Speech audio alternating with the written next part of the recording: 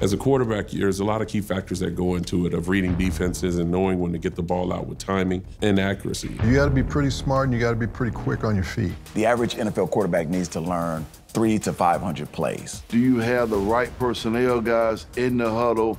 What's the defensive front? Who's the Mike linebacker? What coverage are they in? The quarterback position is imbued with a series of leadership assumptions. The gridiron and blitzing is very closely tied to military culture. Many of the great coaches that we've come to admire participated in either World War I or World War II. And this concept of the field general was that of a leader. And African Americans were not considered to be leadership material. I'm Donovan McNabb, and I'm a former NFL quarterback. When I hear people say a quarterback position is more mental than athletic, then it's a more white position. The idea that quarterback was a white position dates to the very beginnings of professional football. It started in the 1920s when Fritz Pollard became the first black player. He was mostly running back, but he also threw the ball a little bit at quarterback. It took a half a century before another African American could take one football snap as a quarterback. If you were a black quarterback, they would change your position. They might make you a running back or a receiver in spite of the quarterback being your position. My name is Marlon Briscoe, and I was the first black starting quarterback in the NFL. But I never looked at it black or white. I just was quarterback. But I did know the significance. I knew that failure was not an option. In 1968, Marlon Briscoe started as the team's backup. But when the Broncos lost their opener, Coach Lou Saban did the then unthinkable. He promoted Briscoe to starting quarterback.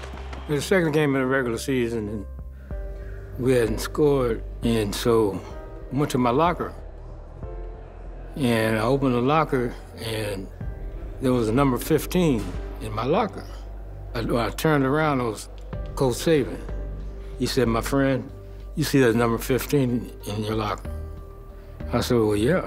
He said, "That's your jersey. You're now a quarterback." The year Briscoe was named a starter coincided with historic civil unrest. When you look at 1968, many have argued this may be one of the most turbulent years in the history of the United States. Dr. King is assassinated in Memphis, Tennessee on April the 4th. Over 100 cities explode in terms of civil unrest. Many African Americans are kind of giving up on this idea of nonviolence and being able to be fully integrated into mainstream American society. So what Briscoe does in that backdrop quietly begins to offer a sense of hope. This is at a time when there was a majority of white players. What are they going to do when this black quarterback tells them what to do? All the linemen, they were all from the South. Mississippi, Alabama. Not only had they never played for a black quarterback, prior to coming to the pros, they never played with black players. But they, they all backed me. I was runner-up for Rookie Year that year. Threw 14 touchdown passes in 7 games. Racism at their quarterback position never fazed me until the next year when things started to unravel.